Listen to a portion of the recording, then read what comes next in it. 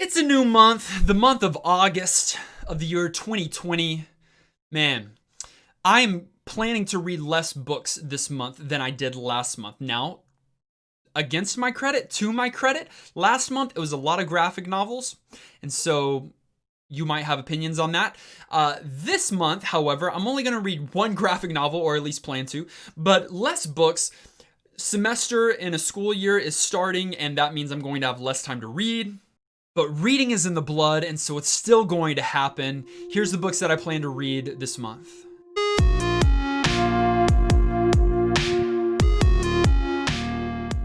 So the first book that I want to read is The Ballad of Songbirds and Snakes by Suzanne Collins. I've already talked about this one. You probably know that it is a prequel to the Hunger Games trilogy, and it is brand new. It just recently came out a couple months ago at this point. If you haven't seen it yet, I read the Hunger Games trilogy in 24 hours because, no other reason, but because of you. That's the reason. It's because of you and this channel that I decided to do this. Was it fun? No. Will I do it again? Yeah, probably at some point. Not Hunger Games, but am I glad that I did it? Yes. As mentioned, this is a prequel novel about the villain from the first series, Coriolanus Snow, as he's younger. And it's, what is it, the 10th Hunger Games? The 10th annual Hunger Games that he is competing in? Man, I've started it, but it didn't immediately grip me, so I stopped reading. And it's a pretty chunky book. But this month, August, I want to do it. I'm going to buckle down and read this one, finally. And then another book that I've talked about on this channel is wanting to read, and now I'm already not too deep into it, maybe 6 chapters in, but I want to finish it in the month of August, is How to Be Anti-Racist by Ibram X. Kendi. This is a book that, of course, is not necessarily not fantasy or sci-fi, unfortunately. It's dealing with very real current situations in America in particular, but really around the world. And it's a good story of Ibram's life and how he grew up and what he experienced, but using that to teach and to try to train the readers to not just try to, obviously you've got racist and then you've got not racist, but then he's saying, hey, take it a step further and let's work towards anti-racism, which is actively working against the racist tendencies, principles, and systems in our world and in people, and so to actively push against those things. I've learned a lot, thoroughly enjoyed it, and it's really good. Again, not fantasy, not sci-fi, not the typical kind of stuff that we talked about on this channel frequently, but I do have a whole video about Black Lives Matters, talks about me intentionally wanting to read some books by Black authors about Black characters, and so I did some of those fantasy ones. The Rage of Dragons is one of those, incredible. I also did it wasn't just a review, it was like a love letter to Evan Winter, the author, saying how much I enjoyed that book. So looking forward to the second book in that series. However, this, How to Be Anti-Racist, is one of those that I want to read and gonna finish it this month. Next one is a reread, but those count. By the way, how often do you do rereads? I know we're here in the middle of the video, but drop in the comments. Do you reread a book? Are there any books that you reread? Reread's starting to sound like a weird word. Are there any books that you reread annually or maybe every other year? There are a few for me.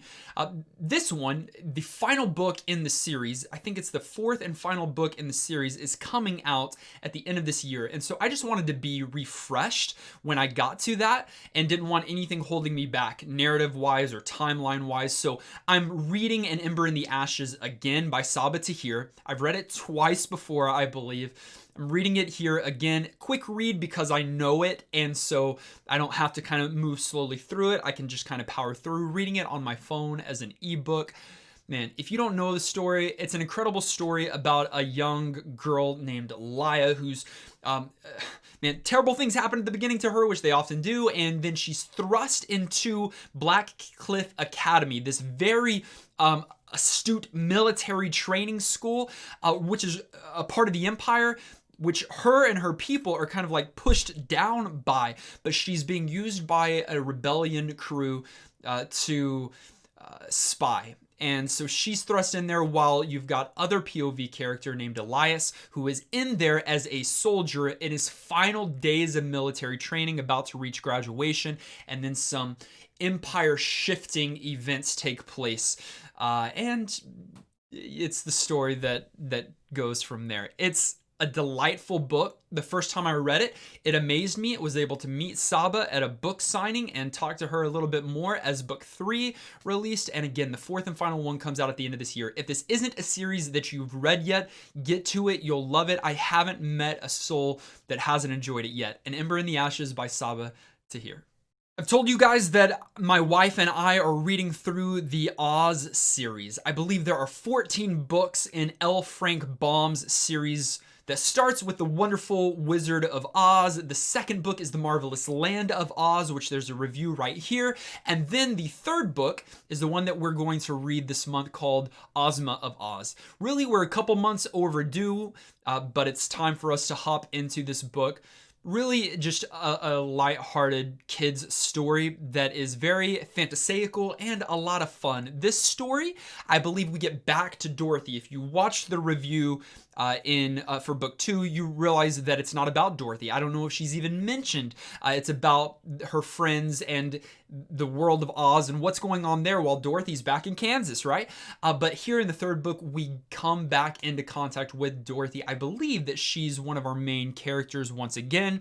So really excited to get back into this, especially to find out more about the Princess Ozma that was revealed at the end of the second book. So if you don't know this story, all of that sounds so weird, but if you do, then you're tracking with me. Osma of Oz is also where we got the name of our rabbit from.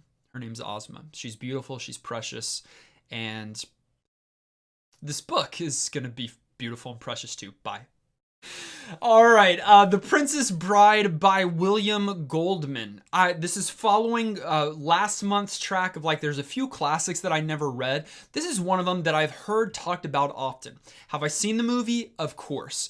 This was like in elementary school when we had a substitute teacher that didn't want to teach us anything. They put on The Princess Bride. Unfortunately, that's my connection with it, is elementary school and substitutes. However, I love this movie. It's amazing.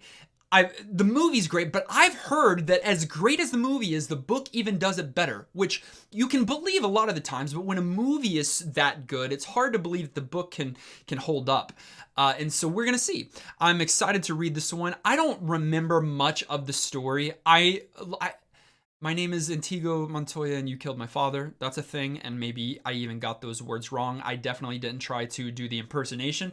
And then we've also got, what is his name? Wesley, who is, I did that because he's got that like black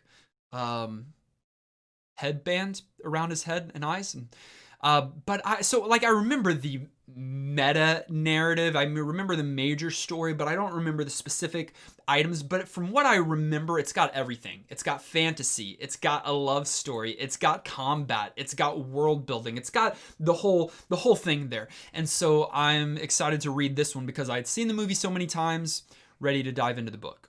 And then finally, graphic novel, throwing in a graphic novel in there. It is The Old Guard, Book 2, Force Multiplied by Greg Rucka. Last month, I read the first volume in the Old Guard series. I believe there's going to be 3 total. There's only 2 right now, so I want to hit that second one while I'm at it. I believe this is 5 issues of the second arc, the second series here. If you don't know about this series, there is a movie that just recently came out with Charlize Theron, whatever her name is, and it's about these immortals. It's a group of mercenaries that are working for good, but they are from various points throughout history. The oldest of them are main characters, like 6,500 years old, and the youngest among them is really just, she's a new recruit and a modern day girl, but like they all range from different times in history. A lot of them were a part of military conquests, and now they're working together to thwart the evil empires of the world.